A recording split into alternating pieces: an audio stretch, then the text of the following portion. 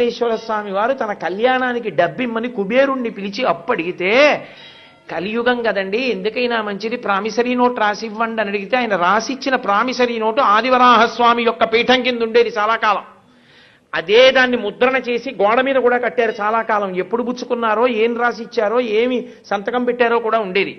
వెంకటేశ్వర స్వామి వారు సంతకం పెట్టిస్తే కుబేరుడు అన్నాడు, ఇది యుగధర్మం, మీరు ఒక్కరూ సంతకం పెట్టి అంత డబ్బు చేసుకున్న తర్వాత ఒక్క సాక్షి ఉంటే బాగుంటుంది కదూ అన్నాడు.